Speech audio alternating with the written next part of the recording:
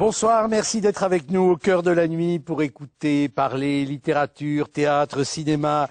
Maxime Chatham et Franck Tilliez sont là, sont les deux inséparables, les deux cousins de l'horreur, du fantastique, du polar, avec deux livres qui font évidemment, qui donnent leur dose de frissons habituelle.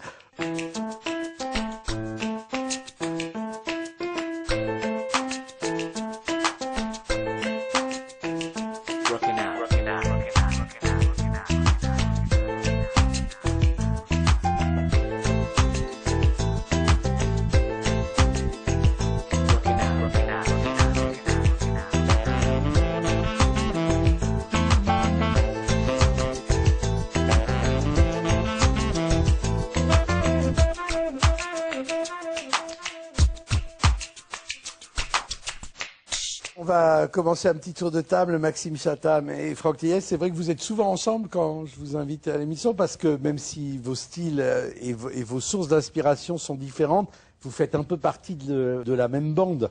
Oui, à nombreux titres. On est d'ailleurs partenaire dans la Ligue de l'Imaginaire en tant que collectif d'auteurs qui ont envie de parler de l'imagination dans la littérature, et puis amis dans la vie, donc finalement on ne se sépare plus. Alors Maxime, vous alternez, on le sait, des sagas à différents niveaux, avec une veine quelquefois plus fantastique, d'autres une veine plus thriller, et quelquefois même thriller pur et dur. Oui, il y a des fois des romans très très noirs que je déconseillerais à des jeunes lecteurs. Et pourtant ils en raffolent. Alors oui, de plus en plus, quand je vois des dédicaces des jeunes lecteurs, je suis toujours un peu inquiet, mais à côté de ça, il y a aussi cette série Autre Monde, qui là est plus un hommage aux lecteurs que j'étais moi quand j'étais môme, qui m'a donné ensuite envie d'écrire, et à tous ces auteurs, Twain, Jules Verne, Golding, Tolkien, qui m'ont poussé vers la littérature de l'imaginaire. Et en termes d'écriture, c'est plus simple à écrire, c'est plus... C'est très différent. C'est pour ça que j'aime bien enchaîner l'un et l'autre. C'est que le thriller demande une minutie, une préparation, une attention sur chaque moment, sur une documentation très très lourde. On ne peut pas partir dans toutes les directions sur un thriller. Il faut vraiment rester fidèle à sa structure narrative avec des chapitres courts. Il faut que ce soit efficace. Alors qu'un roman sur l'imaginaire qui parle d'imagination, enfin qui se construit sur l'imagination, on est libre, on peut aller finalement, la seule barrière c'est son imagination justement. Donc il m'arrive parfois d'avoir une grande idée, même parfois une idée très précise de certains enchaînements de chapitres, et de m'autoriser de nombreux changements en cours de route parce que l'imagination parfois vous embarque dans une voie et qui n'était pas prévue, et on se rend compte que c'est plus intéressant. Donc c'est une écriture au fil du chapitre, alors que le thriller demande vraiment une vraie préparation. Franck, on retrouve votre couple de héros. Alors, la seule critique que je peux faire, c'est que vous ayez choisi d'appeler votre héros Franck Charcot. Et forcément, on lit Sarko tout le temps. Et je vous assure que... alors, ça produit des effets de sens, quelquefois, assez marrants. On vous l'a dit déjà? Oui, mais d'ailleurs, les lecteurs se trompent assez souvent quand ils parlent du personnage. Moi, je l'ai créé il y a quand même longtemps. Hein. Ça remonte à 7-8 ans, donc...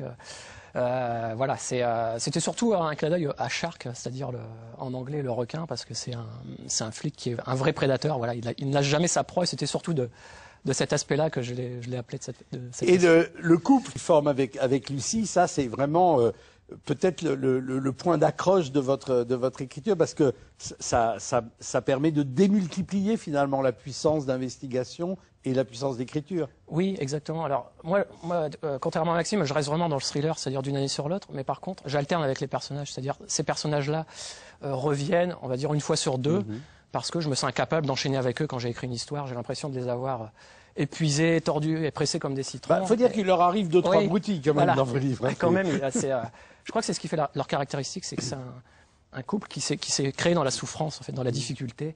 Et je suis très content de les avoir, d'avoir réussi à en faire un vrai couple d'enquêteurs policiers, parce que les personnages dans le roman policier, c'est très difficile de leur donner une identité, parce qu'il y en a tellement qui écrasent les autres dans la littérature policière. Et de trouver des personnages originaux, qui ne rentrent pas dans les clichés, qui soient différents, qui ne soient pas...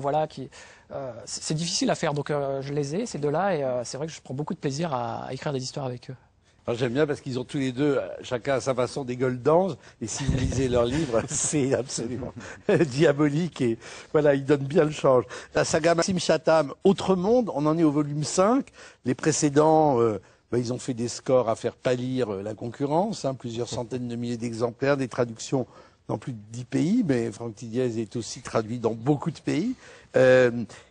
l'idée, c'est qu'on peut quand même aborder Oz sans avoir lu les 3000 pages qui précèdent.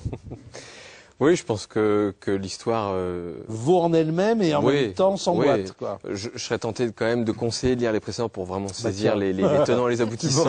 Tu m'aurais dit l'inverse. Mais il y a des bibliothèques pour emprunter les livres aussi. Non, oui, je pense que c'est quand même pour tenir les personnages, pour les comprendre et tous les détails, je conseillerais quand même de lire les précédents. Mais l'histoire en soi, oui, est suffisante. Elle raconte la suite des péripéties d'un groupe de personnages, et notamment ce qu'est devenu l'Europe après la grande tempête qui dans la série Autrement. Pour laquelle vous étiez venu d'ailleurs raconter. Exactement. Exactement. Et comment vous faites pour vous souvenir de tout ça? Vous avez des fichiers, vous avez votre ordinateur est bourré, parce qu'à un moment donné, vous oubliez forcément des trucs que vous avez écrits. Oui, ça m'arrive, et en même temps, je prends des notes de tous les petits détails. J'ai plein de cahiers de notes avec des plans. Quand je décris une pièce, un lieu, je me fais des plans, des cartes. De temps en temps, d'ailleurs, je mets sur Twitter des photos de ces plans et de ces cartes pour les gens que ça intéresse. Mais c'est vraiment un travail de revenir dans ses notes, relire ce qui a été fait précédemment, et puis il faut se replonger dans les bouquins précédents avec des tas d'annotations, vérifier des petits détails. Il suffit de dire à un moment qu'un personnage aime tel type d'aliment, et il faut pas se contredire 500 pages ou 800 pages plus tard. Donc c'est un travail de préparation et de relecture permanente. Là, le thème, alors on peut pas raconter, alors encore moins l'intrigue de Franck Thiès tout à l'heure, ça c'est des livres qui ne se racontent pas, mais le thème c'est quand même... et ça, c'est quand même un thème récurrent chez vous, les cyniques, les méchants, asservissent les enfants. C'est-à-dire que c'est du côté de l'enfance que va venir le salut. Ouais, c'est-à-dire que dans un de mes thrillers, la théorie Gaïa, je partis du principe que de manière biologique, il était trop tard. L'humanité allait faire comme toutes les espèces qui ont un moment prédominé, s'effondrer parce que génétiquement, on est programmé avec une sorte de date de péremption, avec une autodestruction génétique. Et j'avais envie, parallèlement à cette histoire-là, de raconter qu'il y avait peut-être une chance de s'en sortir. Et que cette chance-là, vous ne pouvez pas m'adresser directement aux adultes pour en parler, mais plutôt à un public un peu plus jeune. Et c'est de là qu'est née l'histoire d'Autre Monde, qui commence quand même avec une tempête qui transforme le monde en quelques jours. Et il n'en reste qu'une poignée d'enfants qui ont survécu. Oui, c'est une arche de Noé, mais au lieu que ce soit finalement des animaux, ce sont des enfants. Voilà. Et ces quelques enfants-là vont se réorganiser pour créer une nouvelle société. Là, c'est mon hommage à Sa Majesté des Mouches de Golding. Et vont essayer de progressivement trouver une solution pour comment survivre dans un milieu qui est devenu très hostile, en se rendant compte un peu plus tard qu'il y a quelques adultes qui ont survécu, ils vont les appeler les cyniques, qui sont sans mémoire, extrêmement agressifs, et une guerre commence entre les deux. Qui ressemblent comme deux gouttes d'eau à certains adultes qu'on connaît. Oui. Alors, il y a même dans certains, dans le roman précédent, il y avait tout un parallèle avec un groupe d'adultes qui pourchassent des enfants, et les adultes tendaient un piège. Il y avait un certain Sigmund qui se cachait dans le placard, pendant qu'un autre se cachait, un Anderson et un autre personnage de conte se cachait sous le lit. Et voilà, on avait toute une réflexion sur les contes pour enfants écrits par les adultes et tout ce que ça peut engendrer. Alexandre. Je connais déjà la saga puisque j'ai lu les 4 tomes précédents. Waouh! J'ai eu plaisir à lire le 5e tome. Cependant, j'ai été perplexe par rapport à la fin qui arrivait rapidement et qui fut brève. Donc je voulais vous poser une question, si c'était volontaire de votre part d'avoir fait une fin brève et aussi rapide. Ouais. Oui. Il a le droit d'en avoir marre aussi de ses livres, de ses propres livres. Mais non, c'est pour préparer le tome 6. Non, c'est qu'à un moment, il faut savoir s'arrêter. Quand on fait une série comme ça, c'est très difficile de se dire à quel moment je coupe, à quel moment je définis la fin d'un roman. Quand j'ai raconté toute mon histoire, quand j'ai pris les notes pour savoir ce que serait la série Autre Monde, j'ai découpé et j'ai construit en tout 7 trames de romans différents. Et la difficulté pour Rose était de savoir à quel moment m'arrêter. Est-ce que je m'arrête maintenant, avec une fin un peu difficile, un peu abrupte, ou est-ce qu'au contraire je pousse un peu plus loin avec tout ce qui va suivre? Le problème, c'est que si je pousse, on a 400 ou 500 pages de plus, et en l'occurrence on a le roman suivant. Et j'avais en tête, je suis un grand cinéphile et ma génération a grandi a été biberonnée avec des films comme Star Wars, et pour moi le Retour du Jedi est un très bon film, mais il ne prend sens que parce qu'il y a l'Empire contre-attaque qui se finit de manière très abrupte. J'avais envie de faire mon Retour du Jedi à moi. Pas mal. Puis alors là, c'est l'argument d'autorité, on se tait là. Enfin, sans avoir la prétention de comparer non plus. Noémie. Je vous connaissais de réputation comme auteur de thriller, de quelque chose d'une atmosphère très noire. Et dans ce livre, j'ai découvert quelque chose de fantastique et merveilleux. Et je voulais vous demander pourquoi ce contraste. Justement, j'écris des livres habituellement qui sont très noirs parce que ça m'intéresse d'aller creuser à l'intérieur. Mais il n'y a pas que le côté obscur de la force chez lui. Voilà, exactement. Je suis un padawan qui veut devenir un Jedi un jour. Non, j'avais juste envie à un moment de faire une parenthèse, de écrire des histoires noires, c'est bien. On s'amuse quand on le fait en général. On a toujours peur de ce qu'on ne connaît pas. Alors creuser dans tout ce qu'il y a de plus sombre en soi, c'est intéressant. Ça permet de se rassurer sur soi et sur la violence de la société. Sauf que parallèlement à ça, parfois c'est un peu pesant aussi au quotidien. Et j'avais envie de retrouver un plaisir d'écrivain qui était celui habituellement du lecteur qui lit des romans type Harry Potter ou les sagas à la Jules Verne. J'avais envie, moi, de retrouver ce plaisir-là, mais de l'autre côté de la plume. Et moi, je me suis autorisé cette petite parenthèse comme un caprice auprès de mon éditeur, qui m'a dit OK, on y va. J'avais juste demandé de me suivre jusqu'au 7e tome, même si c'était un beat total. Je voulais aller jusqu'au bout de mon histoire.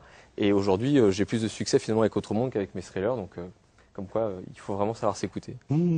Franck Thiès, alors vous, il n'y a pas cette dualité-là. C'est toujours noir de chez noir de chez noir. Oui, ça fait 10 ans que je suis dans le noir. Je crois que Maxime a un peu d'avance sur moi. Il a dû commencer 2 ou 3 ans avant moi. Oui, c'est ce que j'aime, faire. Et donc, par exemple, le déclenchement du dernier, pour dire à quel point c'est d'emblée, on est dans un cadre souriant, bucolique et sympathique, c'est Tchernobyl. Oui, ouais, c'est le prologue. C'est le prologue. Voilà, ça va de mal en pis après. Oui, c'est juste une petite mise en bouche. Non, c'est vrai que c'est un des sujets fondamentaux du livre. J'essaye toujours de mettre quelque chose de grave et qui a profondément marqué la société dans mes histoires, parce que j'essaye avant tout de procurer du plaisir au lecteur. Hein, c'est un peu le but de nos romans, qui passent un bon moment de lecture. Mais voilà, je pense qu'on peut aussi intégrer des sujets qui sont des faits de société. Oui, alors il y a la résonance d'actualité pour son côté tragique, et puis il y a aussi la résonance comment dire, d'interrogation contemporaine, c'est-à-dire la radioactivité. C'est le pharmacone des Grecs, quoi. Ça tue et ça guérit à la fois. C'est-à-dire que il y a dans le livre la figure d'un chercheur qui a besoin de la radioactivité pour ses recherches médicales. Oui, exactement. La radioactivité, c'est quelque chose. Ces éléments-là ont été créés par l'homme. En fait, c'est pas quelque chose qui a été créé par la nature. Et donc quelque part, on joue un peu à l'alchimiste comme ça. Hein, c'est un peu la pierre philosophale. Et voilà, en me penchant sur Tchernobyl, j'ai voulu montrer que ce n'était pas juste un point dans l'espace et dans le temps, mais qu'aujourd'hui encore, les conséquences étaient dramatiques de la radioactivité, qui touchent encore des milliers, voire des millions de personnes qui continuent à habiter dans ces zones sinistré. Et puis, il y a quelque chose de très particulier qui s'est passé pendant l'écriture de ce roman. C'est que j'ai eu beaucoup de documentation sur Tchernobyl, j'ai vu beaucoup de films, et j'ai rencontré des gens, et il s'est passé Fukushima, qui m'a cruellement ramené dans la réalité, c'est-à-dire de se dire, mais... Tu t'es senti coupable à un moment? Coupable, j'étais vraiment accroché à la radio, à la télé, parce que je me dis, mais est-ce qu'il va se passer un Tchernobyl bis? Et en plus, ça me perturbait dans mon histoire, parce que moi, je racontais cette histoire-là. Je me dis, mais comment, quel va être l'impact de cette catastrophe qui est en train de se passer sur ce que je suis en train de... de l'écriture et du réel. Voilà, c'était hors de question que je ne parle pas de Fukushima dans mon livre, même si c'était pas vraiment le sujet. Donc, j'en parle aussi par touche, parce que forcément, les personnages sont au courant de cette catastrophe. Loïs? Moi, j'ai lu votre livre Atomka, je l'ai beaucoup aimé. Merci. Et quelque chose qui m'a beaucoup interpellé, c'est sur la 4e de couverture. Il n'y a écrit qu'une seule phrase qui est « Peut-on jouer avec la mort ?» Mais avec le thème de la réanimation, je me suis demandé si le terme déjouer ne pouvait pas remplacer le terme jouer avec la mort. Oui, vous avez bien analysé. Peut-on jouer avec la mort? Peut-on se jouer de la mort? Peut-on essayer de la manipuler? Aujourd'hui, on est dans une société où on essaye de repousser la mort de toutes les façons, hein, que ce soit dans les cosmétiques, avec les chirurgies esthétiques. La mort, voilà, elle est vraiment très présente aujourd'hui. Moi, il y a quelque chose qui m'a toujours fasciné en tant que romancier, en tant que personne qui se pose des questions, c'est cette frontière qui existe entre la mort et la vie, c'est-à-dire au moment où la vie s'arrête et au moment où la mort débute. En fait, il y a un petit espace entre les deux. Quand vous êtes déclaré mort, où tous vos tracés sont plats médicalement, dans le corps humain, il y a encore des cellules qui vivent. Hein. Les cellules du cerveau vivent encore 5 minutes, du foie un quart d'heure. Et d'ailleurs, j'ai même lu un article où ils ont trouvé des cellules qui vivaient 17 jours après le décès. Et donc ça m'a interpellé. Je me suis dit, il y a matière à essayer de faire une intrigue avec ça, avec cette frontière, de voir s'il y a des gens qui pourraient pas essayer de travailler là-dessus pour en tirer quelque chose, du profit, de l'argent, etc. C'est toujours des thèmes fondamentaux dans les thrillers, et c'est aussi l'un des sujets profonds du roman. Et ce qui est marrant, c'est que, ce qui est marrant, si on ose dire, On est très loin, on est à Tchernobyl, on est du côté des savants fous et tout, mais il y a aussi des sortes de repères familiers. Il y a le 36 qui est des orfèvres, quoi. Donc là, d'un seul coup, on se retrouve, je dis pas qu'on retrouve la pipe de Maigret et tout, mais on est quand même content, d'un certain point de vue, d'avoir cet enracinement-là. Mais exactement, c'est ce que j'essaie de faire dans mes histoires, c'est-à-dire raconter des histoires qui soient avant tout françaises, entre guillemets, avec une politique bien française, avec des méthodes françaises, et qui se passent près de chez nous, parce que je pense qu'en tant que lecteur, on se sent aussi davantage concerné quand on se dit, bah oui, ce qui est en train d'arriver à ces personnages, ça peut arriver à nos voisins. Et d'ailleurs, on le voit tous les jours dans l'actualité, les faits divers assez horribles qui se passent dans notre pays. Donc je pars toujours voilà, de ces... C'est une forme de concurrence déloyale pour vous deux, la réalité, les faits divers. S'inspirer des faits divers, c'est pas très drôle en soi, parce que je crois que Franck et moi, on aime inventer, on aime créer, mais se reposer sur les faits divers pour illustrer, pour dire, regardez, mon histoire est peut-être inventée, mais elle est émaillée de tout un tas d'éléments que vous allez retrouver qui sont des éléments de la réalité, et donc vous ne savez plus, vous, en tant que lecteur, ce qui est vrai, ce qui est faux, et au contraire, je crois que ça donne du cœur à un roman, mais il faut savoir s'en écarter. Et la dernière question, puisque vous avez commencé votre carrière, vous avez été remarqué par un prix SNCF, un prix des lecteurs Quai du Polar. Est-ce que vous essayez d'avoir le prix Areva avec ce... Moi, je crois pas que je l'aurai. Mais bon, non, mais voilà. Bon, voilà, Atomka de Franck Thiès, avec toujours un grand plaisir de le retrouver. Maxime Chatham, Ose.